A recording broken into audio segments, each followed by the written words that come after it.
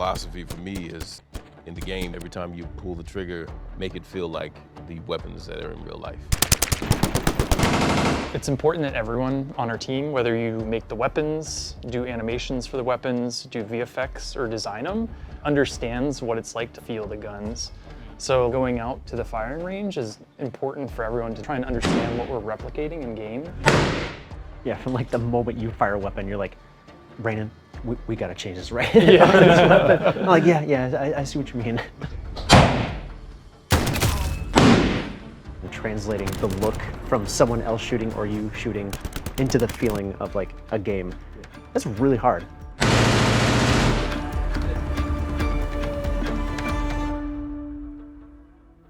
It always starts with finding the right people. And I'm always amazed by the weapons team.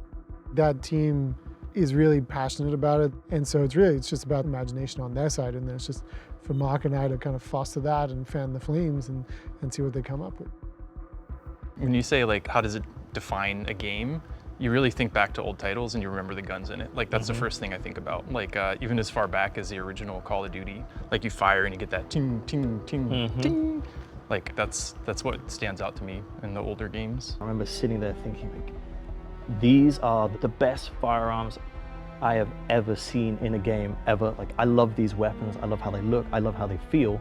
I remember thinking like, IW is the gold standard and I want to make that. These guns are iconic, and even as someone that didn't know anything about guns, I could tell you what was the most iconic gun in every game and in every Call of Duty game, and it's like, I never thought that like we get to be in a situation where now we're the ones creating these legacy moments for future generations and players. Rainin is legit like the best animator I've ever worked with in my life, like hands down. Ben, one of the most amazing artists I've ever worked with. I think I'm a pretty good designer, but like, you will accept like feedback on like timing and feel and things like that. You'll accept feedback on visuals and things like that. You'll accept that sometimes things need to play a little bit different than the exact thing that you're looking for. We rely on feedback from each other to make something amazing. Like I think that's like what really sets this team apart. We set out to make like a game that just played better than anything we've had before and a game that looks better than anything out there. That was our goal. I'm excited to see how we did. They're one of the teams that playtest the most, so they're playtesting constantly. And it can be grinding, you know, to use the same weapons over and over again for multiple weeks as you're trying to tune it. They playtest together, they have that group that gives them feedback, so we just make sure that that is cleared for them, that they have whatever they need to be able to do that, you know, whatever resources they need to go and find, research, come up with ideas, try stuff, fail, you know, walk away from it. We just kind of walk through and see what everyone's using, just kind of look over their shoulder a little bit, see if what they're doing looks fair and looks good, see if anything's happening to them that doesn't seem like it should be happening. So we're just kind of looking to make sure everything's presenting the right way and looking at the players to make sure that they're feeling good about what they're playing. Oh, another one. Sorry, Derek. Yeah, that one's great. I'll let you have it. Right now I saw sort of a frame rate drop, and I'm able to take note of that and be like, okay, this happened when this explosion went off, and we could go back and look at it and be like, why did that explosion cause a dip in frames in that moment? He's the only one seeing it. Yeah, it's only on this one. Is it one of those weird? And here he's trying the Axion. We just did a recoil pass on it. Cody. Me likey the new Axion. The most stable gun ever. We work on it for years at a time. And then when we start the next one, we're thinking about what can be new. We start with like, we need the right mix of assault rifles, SMGs, snipers, shotguns, like what does each category need in order for that category to feel strong? And so that's where the weapons team, like they're always researching, they're always finding new things. I'm always in awe that they have more ideas every time in the box of like, hey, I didn't get time to do that last time, let's do something that I've been wanting to do for a long time. We constantly push ourselves. We're constantly saying, what's next? You might spend 30 hours with a gun, you might spend 1,000 hours with a gun. So having a little thing that makes it fresh, makes it different is really cool for people. I think it comes down to just like obsession is the word. Like, It's just that like every detail, every step of the way, we're like, how do we make like this one thing better? Sometimes I'll go and record some of those motions myself. I'll study them. I will use that mocap station, and like I'll do some of these motions and pantomime them or do them for real. I'm like, oh, I didn't realize that I do that thing. Like, how can I capitalize on bringing that small detail into my craft now? One of those things is the muzzle effects. For our guns to feel good, that has to be in our game. Like that's like a given, right? But it can't have a negative impact on gameplay. So we developed a really cool system that makes it so you get all of the muzzle flash that you want, and we cut a hole in it, like right where you're looking, right where the target's at, so you don't lose line of sight with what you're trying to shoot. I know I'm excited for the new hipfire changes. That's a big one, right? Yeah, like huge one.